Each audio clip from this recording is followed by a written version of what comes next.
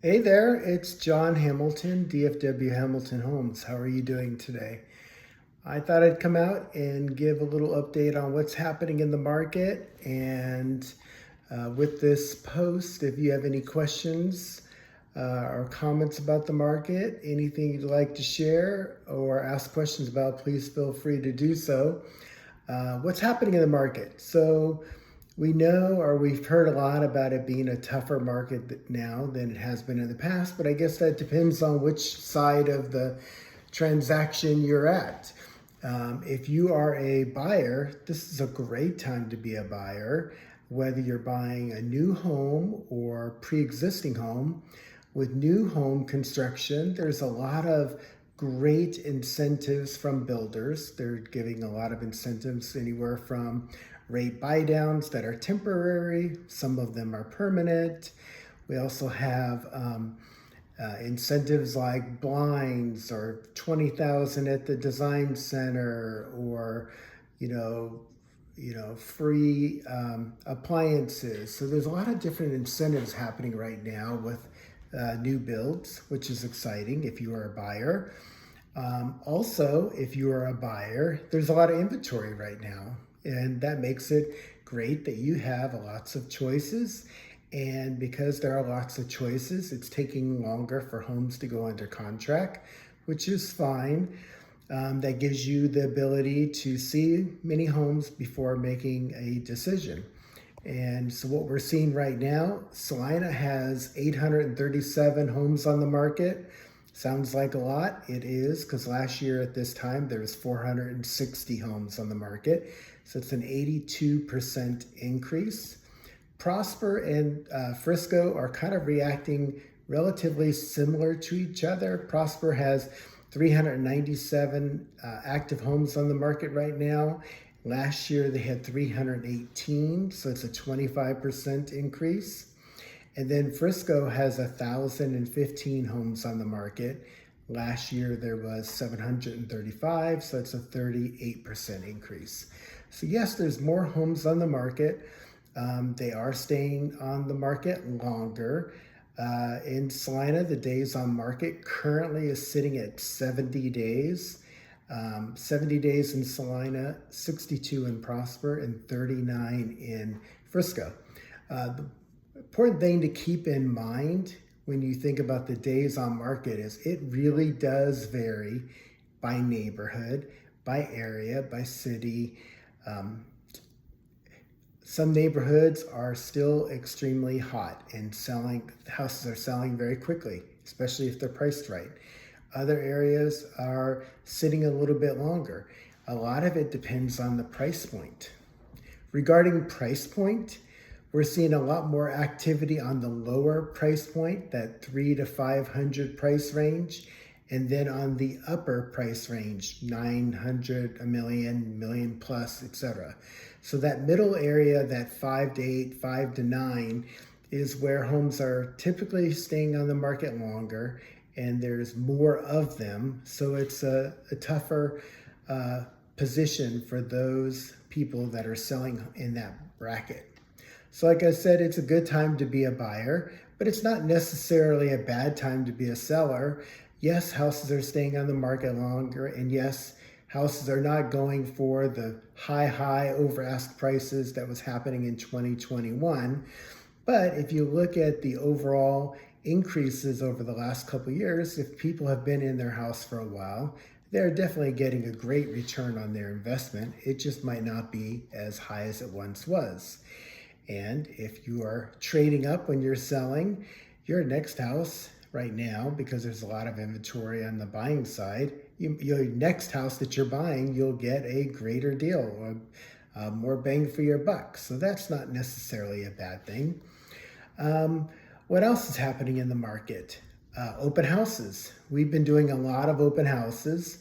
Each neighborhood, again, is very different. Some houses you get a ton of people through an open house. Some houses we haven't seen very much activity. Also depends on the price point and the neighborhood that it's in. We did an open house this last weekend where we were giving a $150 gift card for people to go to 3 different houses. So there's three realtors working together, to do an open house at the same time. We each contributed, food, drinks, etc., and the $150 gift card. I would have thought our attendance would have been better. It wasn't. It was a little bit tough this last weekend, but we're trying, and we are doing, and people are doing very different things to get people to look at houses. So there's probably going to be a little bit more of that. And the market will get more active probably as the rates go down. We're currently sitting at the high sixes, 6.85, 6.75. It kind of bounces around that point, that area right now. So many people do feel that when the rates get lower, maybe to a low 6 or at 6, there'll be tremendous people getting into the market or making changes that have been kind of sitting on the fence for a long time. So we'll see. We'll keep that information. We'll keep updating people on the information. And what we like to tell people is if you're planning on making a change in the next year or so, it doesn't hurt to have those discussions earlier versus later. Gives you plenty of time to prepare, sometimes to get some things done at your house to make your house sellable or more sellable for top dollar. And we meet with people to help in that regard as well. So it's never too early to have those discussions. If you're a realtor and you have any feedback, I'd love to hear what's happening in your market. I was giving Salina, Prosper, and Frisco information. If you're in those markets or you have listings in certain neighborhoods that are doing well or are seeing some of the same results, I'd love to hear your input. If you're a buyer and you are looking at houses, what is it that you're looking for to make that decision? I have noticed, or we have noticed, that some of the people are looking at the houses 2, 3, 4 times, maybe multiple times to an open house, one time through a scheduled showing before they make a decision. And you could kind of get the impression that people are circling around a house before they finally make an offer. That's an interesting dynamic because if the market starts to change, then you'll have people making those decisions sooner and people will feel like, oh, I missed the house that I wanted. Just an observation that we noticed that people were looking at houses, like I said, 3, 4, 5 times before making a decision. There are a lot of price reductions that are happening in the market. Those are done for various reasons. Sometimes listings are starting out too high. Sellers are still thinking that it might be 2021 or 2022 and the market might be great and they're trying to get a higher price for their house.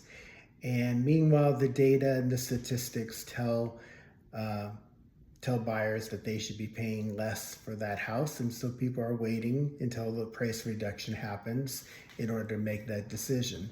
Some people want to start higher and give themselves more room to negotiate to a final price.